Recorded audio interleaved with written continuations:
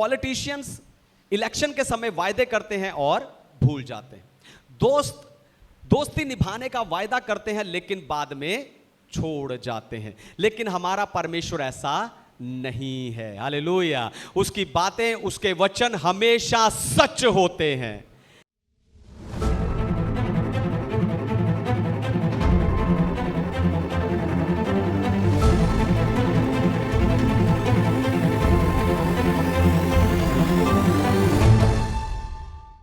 परमेश्वर सिर्फ बातें करने वाला परमेश्वर नहीं है, पर अपनी बात को पूरा करने वाला परमेश्वर है।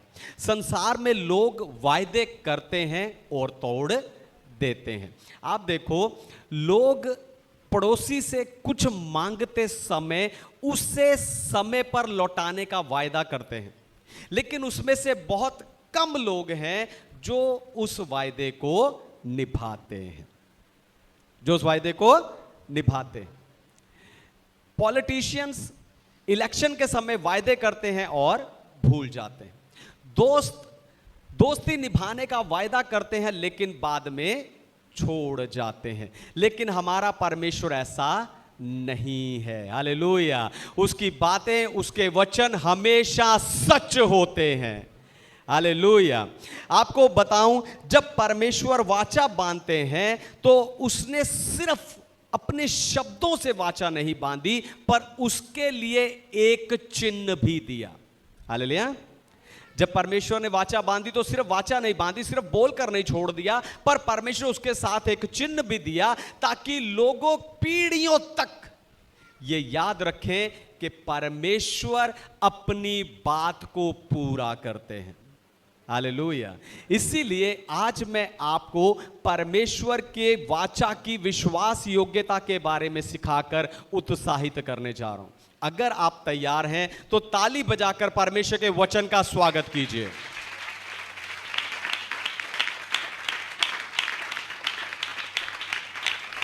आमीन।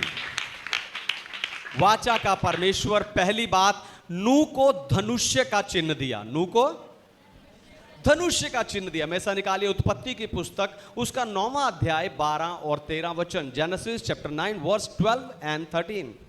फिर परमेश्वर ने कहा, जो वाचा मैं तुम्हारे साथ और जितने जीवित प्राणी तुम्हारे संग हैं उन सब के साथ भी युग युग की पीढ़ियों के लिए बांधता हूँ, उसका यह चिन्ह है, मैंने बादल में अपना धनुष रखा है, वह मेरे और पृथ्वी के बीच में वाचा का चिन्ह होगा। आमीन। परमेश्वर के नाम की महिमा। तो नूह के समय में पृथ्वी इतनी बिगड़ गई कि परमेश्वर मनुष्य को बनाने से ही पछताने लगा, और परमेश्वर ने सारी मानव जाति को जल प्रलय के द्वारा नाश करने का फैसला कर लिया। उस जल प्रलय में सिर्फ नूह और उसका परिवार बचे, क्योंकि नूह अपने समय में एक धर्मी व्यक्ति था और परमेश्वर के साथ चलता था। फिर जब पानी सूख गया तब नूह ने एक वेदी बनाई और उस वेदी पर बलिदान चढ़ाया। उस बलिदान की सुगंध पाकर परमेश्वर ने वाचा बांधी कि आज के बाद मैं कभी भी जल प्रलय के द्वारा पृथ्वी को या मानव जाति को नष्ट नहीं करूंगा। और इस वाचा का चिन्ह था बादल में दिखाई देने वाला धनुष। हालेलुया। इस वाचा का चिन्ह था बादल में दिखाई देने वाला धनुष। आपको बताऊं, इब्रानी भाषा में धनुष्य का अर्थ धनुष ही होता है, यानी युद्ध के समय तीर चलाने वाला हथियार। जब कोई योद्धा धनुष इस्तेमाल नहीं करता तो वो उस धनुष को अपने कंधे पर यूं रख लेता है। उसका धागा पीछे की तरफ होता है और उसकी जो गोलाई होती है वो आगे की तरफ होती है। लेकिन जो धनुष हमें बादल में दिखाई देता है, उस धनुष का जो आकार है वो पृथ्वी की तरफ झुका हुआ नहीं है, पर उसका जो वो आकार है वो ऊपर बादल की तरफ ही झुका हुआ है। यानी इसका अर्थ है कि परमेश्वर ने अपने क्रोध को अपने ऊपर ही ले लिया है। हालेलुया। अपने क्रोध के हथियार को परमेश्वर ने अपनी तरफ ही कर लिया है। परमेश्वर ने अपने गुस्से को अपने ऊपर ही ले लिया है। जो सजा, जो पापों की सजा हमें मिलनी थी, उसे परमेश्वर ने खुद सह लिया है, जो आगे चलकर यीशु मसीह के क्रूस में पूरा होते हुए हम देखते हैं। हालेलुया, हालेलुया, पूरा होते हुए हम देखते हैं। तो परमेश्वर वाचा का परमेश्वर है। Hallelujah, hallelujah.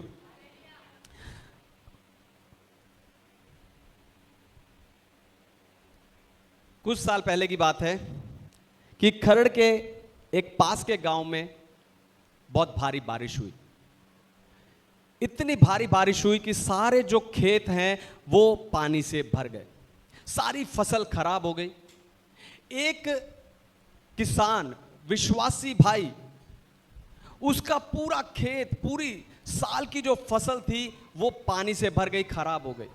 वो सारी रात उस खेत के किनारे पर बैठ के सोचता रहा, वहां बैठा रहा और सोचता रहा कि अब मैं क्या करूंगा, परिवार को कैसे संभालूंगा, कैसे चलाऊंगा। लेकिन जब सुबह हुई, बारिश रुकी और सूरज निकला, तब उसे अपने खेत के ऊपर धनुष्य दिखाई दिया। वो धनुष्य खरड़ से लेकर मोहाली तक जा रहा था। उस धनुष को देखकर उसके मन में शांति आ गई और उसने कहा, पास्टर जी, उस धनुष्य को देखकर मुझे ऐसा लगा जैसे मानो परमेश्वर कह रहे हो कि चिंता ना कर, मैं तुझे कभी नहीं छोड़ूंगा। हालेलुया।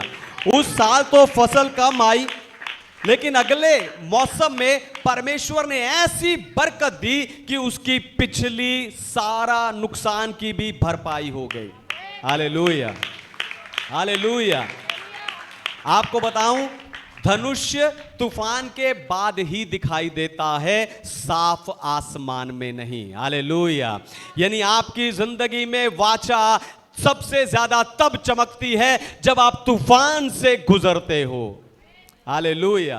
हो सकता है आज आप बीमारी, गरीबी या किसी असफलता के तूफान से गुजर रहे हो। मैं आपसे कहना चाहता हूं, आसमान की तरफ देखिए, वो धनुष्य आज भी वहां है और परमेश्वर अपनी वाचा को पूरा करता है। जो नूह के साथ वफादार रहा, वो आपके साथ, आपके साथ, आपके साथ, आपके साथ भी वफादार रहेगा।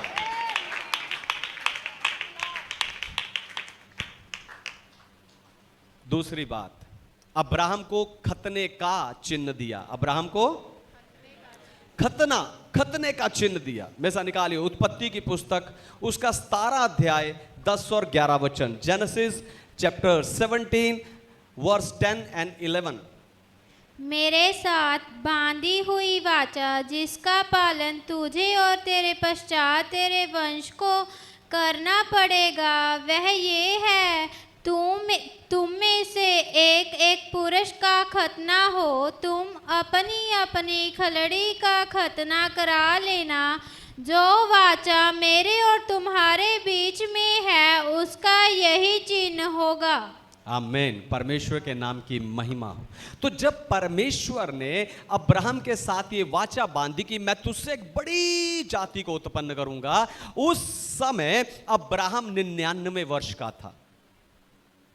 इस अद्भुत, अनोखी, असंभव वाचा के लिए जो चिन्ह परमेश्वर ने दिया वो था खतना, यानी अपने हाथ से अपने शरीर की खाल का एक हिस्सा काटना। यह चिन्ह बहुत व्यक्तिगत था। जो धनुष्य परमेश्वर ने दिया वो आसमान में था, वो सबको दिखाई देता था, लेकिन ये जो खतना है ये व्यक्तिगत चिन्ह था और ये सिर्फ अब्राहम और उसके परिवार को ही पता था। हालेलुया। आपको बताऊं, कुछ वाचा परमेश्वर सबके सामने बांधते हैं और कुछ वाचा आपके और सिर्फ परमेश्वर के बीच होती है, जिसे कोई देख नहीं सकता। खतने का अर्थ होता है काटना। खतने का अर्थ होता है काटना, यानी पुरानी जिंदगी से, पुराने तरीके से, पुरानी आदतों से अपनी जिंदगी को अलग करना। यह सिर्फ एक धार्मिक रीति नहीं है, पर यह एक घोषणा है कि मैं संसार के जैसा नहीं हूं, मैं परमेश्वर का हूं। इसीलिए व्यवस्था विवरण 30 अध्याय में बाइबल कहती है कि अपने दिल का खतना करो। और पौलुस भी कहता है खतना वही है जो मन का है, ना कि देह का। हालेलुया। खतना वही है जो मन का, ना कि देह का। आपको बताऊं, अब्राहम के शरीर का यह निशान हर समय, हर जगह पर, हर हालात में उसके साथ ही रहता था और उसे याद दिलाता रहता था कि वो परमेश्वर का है। यह निशान उसके साथ ही सोता था, यह निशान उसके साथ ही जागता था और उसे भूलने नहीं देता था कि वो किसका है। असल में यह जो चिन्ह था एक भविष्यवाणी थी कि आगे चलकर परमेश्वर सिर्फ हमारे शरीर को नहीं बदलेगा पर हमारे दिल को बदलेगा। हालेलुया। वो हमारे दिल को बदलेगा। इसीलिए उसने मेरा या आपका, आपका किसी का धर्म नहीं बदला, उसने हमारा दिल बदला है। हालेलुया। और आज प्रभु यीशु की नई वाचा में परमेश्वर चाहता है कि हमारे दिल का खतना हो जाए। हालेलुया। आज प्रभु यीशु की नई वाचा में परमेश्वर चाहते हैं कि हमारे दिल का खतना हो जाए और हम सब पुरानी आदतें, पुराने जो गुस्सा, पुराना क्रोध, पुरानी कड़वाहट को अपने अंदर से काट फेंके और पूरी तरह परमेश्वर के हो जाएं। हालेलुया। पूरी तरह परमेश्वर के हो जाएं। तीसरी बात, मूसा को 10 आज्ञा का चिन्ह दिया। मूसा को पढ़िए निर्गमन की पुस्तक उसका 24 अध्याय 7 और 8 वचन। Exodus chapter 24 verse 7 and 8। तब वाचा की पुस्तक को लेकर लोगों को पढ़कर सुनाया। उसे सुनकर उन्होंने कहा, जो कुछ यहोवा ने कहा है उस सब को हम करेंगे और उसकी आज्ञा मानेंगे। तब मूसा ने लहू लेकर लोगों पर छिड़क दिया और उनसे कहा, देखो यह उस वाचा का लहू है जिसे यहोवा ने इन सब वचनों पर तुम्हारे साथ बांधी है। आमीन। परमेश्वर के नाम की महिमा। तो परमेश्वर ने सीने पर्वत के ऊपर इजराइलियों के लिए मूसा को 10 आज्ञाएं दी। ये आज्ञाएं सिर्फ नियम नहीं थे, ध्यान से सुनिए, ये आज्ञाएं सिर्फ नियम नहीं थे पर परमेश्वर के साथ इजराइलियों के नए रिश्ते की शुरुआत की नींव थी। आप देखो, ये 10 आज्ञाएं मिस्र से छुटकारे के बाद दी गई, छुटकारे से पहले नहीं। पहले परमेश्वर ने उन्हें बचाया, फिर उन्हें कहा कि मैं तुम्हारा परमेश्वर हूं जो तुम्हें मिस्र की दास्तव से निकाल ले आया हूं, इसलिए मुझे छोड़ किसी को ईश्वर करके नाम मानना, और बाकी सारी दूसरी आज्ञाएं दी। यानी ये आज्ञाएं छुटकारा देने के बाद आई हैं, छुटकारे के बदले नहीं। हालेलुया। ये आज्ञाएं छुटकारा देने के बाद आई हैं, छुटकारे के बदले में नहीं। और इस वाचा की जो मोहर है वो सिर्फ शब्दों से नहीं लगी, बल्कि मूसा ने बलिदान का लहू लिया और आधा वेदी पर छिड़का और आधा लोगों पर छिड़क दिया। एक ही लहू दोनों पर छिड़का गया, क्योंकि वाचा तभी पक्की होती है जब लहू बहाया जाता है। हालेलुया। और ये लहू एक चिन्ह था कि ये वाचा सिर्फ कागज पर नहीं बल्कि एक प्राण की कीमत पर तय हुई है। हालेलुया। हालेलुया। जैसे मूसा ने वेदी और लोगों के ऊपर लहू छिड़का, उसी प्रकार यीशु का लहू हमें और परमेश्वर को जोड़ता है। इसीलिए हम हर महीने प्रभु भोज में शामिल होते हैं, क्योंकि यीशु मसीह ने खुद दाखरस का प्याला लेकर कहा, ये मेरे लहू में नई वाचा है। हालेलुया। हालेलुया। जब किसी जमीन या मकान की रजिस्ट्री होती है तो वो सिर्फ जुबानी नहीं होती, एक एग्रीमेंट बनता है, दोनों तरफ के गवाहों के साइन होते हैं, स्टैंप पेपर पर सरकारी मोहर लगती है, तभी वो कानून की नजर में वैलिड रजिस्ट्रेशन मानी जाती है। हालेलुया। क्योंकि बिना मोहर के कल को कोई भी मुकर जाएगा कि मैंने ऐसा कोई वायदा नहीं किया। सीने पर्वत पर भी यही हुआ था। हालेलुया। सीने पर्वत पर भी यही हुआ था, सिर्फ जुबानी एग्रीमेंट नहीं हुआ, बल्कि वहां पर लहू की मोहर भी लगाई गई। यह एक पक्की वाचा थी कि परमेश्वर अपनी इस वाचा को, इस वायदे को पूरी सच्चाई से निभाएगा और इजरायली लोग उस वाचा में अपनी जिम्मेदारी को पूरा करेंगे। लेकिन हम सब जानते हैं, बाइबल पढ़ने वाले सब लोग जानते हैं कि इजरायली बार बार अपनी तरफ के एफर्ट करने में, अपनी तरफ की जिम्मेवारी निभाने में फेल हो जाते थे। हालेलुया। जैसे पति और पत्नी का रिश्ता होता है, कई बार पत्नी अपने एफर्ट लगाती है, अपना जोर लगाती है, कई बार पति अपना जोर लगाता है उस रिश्ते को बचाने के लिए। यहां परमेश्वर तो अपनी सच्चाई को निभा रहा था, लेकिन इजरायली बार बार अपनी तरफ के हिस्से में फेल हो जाते थे। परमेश्वर ने जो वाचा आपसे बांधी है, परमेश्वर अपनी तरफ से सच्चाई को निभा रहा है, लेकिन कई बार हम, मैं और आप उस वाचा में फेल हो जाते हैं। इसीलिए परमेश्वर देखा कि मनुष्य फेल हो रहा है, इसीलिए परमेश्वर ने प्रभु यीशु मसीह में एक नई वाचा दी, एक ऐसी वाचा दी जो कभी टूट नहीं सकती। हालेलुया, हालेलुया, जो कभी टूट नहीं सकती। चौथी बात, दाऊद को कभी ना खत्म होने वाले सिंहासन का चिन्ह दिया। दाऊद को कभी ना खत्म होने वाले सिंहासन का चिन्ह दिया। हमेशा निकालिए दूसरा शमूएल की पुस्तक, उसका 7 अध्याय 16 वचन, 2 शमूएल चैप्टर 7 वर्स 16। वरन तेरा घराना और तेरा राज्य मेरे सामने सदा अटल बना रहेगा और तेरी गद्दी सदैव बनी रहेगी। आमीन। परमेश्वर के नाम की महिमा। तो दाऊद एक छोटा जवान लड़का था और चरवाहा था, लेकिन परमेश्वर ने उसे राजा बना दिया, इस्राएल का राजा बना दिया। जब उसे परमेश्वर ने राजा बना दिया, तब उसने सोचा कि परमेश्वर ने मेरे लिए इतना कर दिया, मैं परमेश्वर के लिए एक मंदिर, एक भवन क्यों ना बनाऊं। और उसने अपनी इच्छा परमेश्वर को बताई, लेकिन उल्टा परमेश्वर ने उसके सिंहासन को और उसके राज्य को बने रहने का वायदा कर दिया। हालेलुया। क्योंकि इंसान का राज्य खत्म होता है। इंसान का राज्य, बोलो, इंसान का राज्य खत्म होता है। आपको बताऊं, इजराइल में बड़े बड़े राजा आए और गए। शाऊल आया, फिर दाऊद आया, फिर राजा सुलेमान आया। उसके बाद राज्य दो भागों में बट गया, एक इजराइल, एक यहूदा।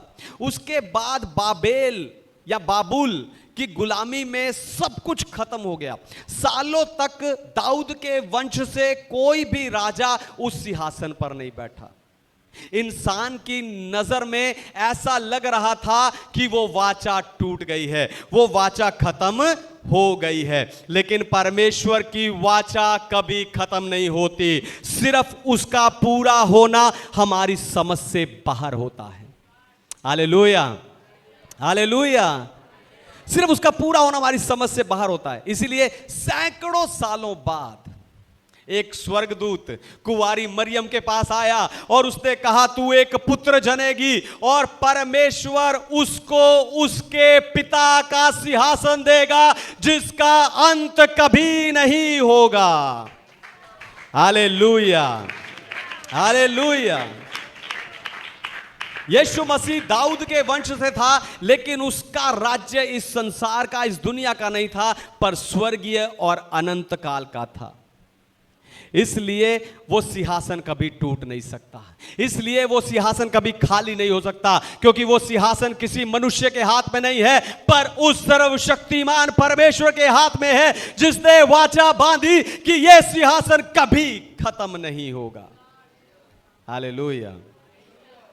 एक मसीही परिवार में उस घर के बुजुर्ग दादाजी ने अपनी जिंदगी भर की कमाई से एक जमीन खरीदी और परिवार के सारे लोगों को बिठाकर उन्होंने कहा कि यह जमीन हमारे परिवार में हमेशा रहनी चाहिए। लेकिन उस दादाजी के मरने के बाद ही घर में झगड़ा हुआ और उस जमीन का एक हिस्सा बिक गया और दूसरा हिस्सा कोर्ट केस में फंस गया। सालों तक यही लगता रहा कि दादाजी का सपना कभी पूरा नहीं होगा। फिर पोता बड़ा हुआ, उसने मेहनत की और कोर्ट केस को जीतकर वो जमीन वापस अपने परिवार वालों के नाम कर दी। आप देखो, जो इंसान की नजर में खत्म हो गया था वो परमेश्वर के समय पे पूरा हुआ। हालेलुया। जो इंसान की नजर में खत्म हो गया था वो परमेश्वर के समय में पूरा हो गया। और आज उस जमीन पर एक छोटा सा चर्च भी बना हुआ है। हालेलुया। क्योंकि जो इंसान की नजर में खत्म हो चुका था वो परमेश्वर की नजर में पूरा हो गया है। हालेलुया। ऐसे ही दाऊद का सिंहासन भी कई वर्षों तक खाली रहा, उस पर कोई भी उसके वंश से आकर नहीं बैठा। लेकिन जब परमेश्वर का समय पूरा हुआ तो प्रभु यीशु मसीह में वो सिंहासन पुनर्स्थापित हो गया। हालेलुया। आज के लिए नहीं, कल के लिए नहीं, एक साल के लिए नहीं, युगान युग के लिए स्थापित हो गया। शायद आपकी जिंदगी में भी कोई वाचा, कोई सपना अधूरा हो और आपको लग रहा हो कि वो पूरा हो नहीं सकता, पर आपको बताऊं, निराश मत होइए। हालेलुया। निराश मत होइए, क्योंकि आप उस राज्य के नागरिक हैं जिसका अंत कभी नहीं होगा। हम उस सिंहासन के सामने, उस अनुग्रह के सिंहासन के सामने खड़े होकर आराधना करते हैं जो सदैव बना रहेगा। हालेलुया।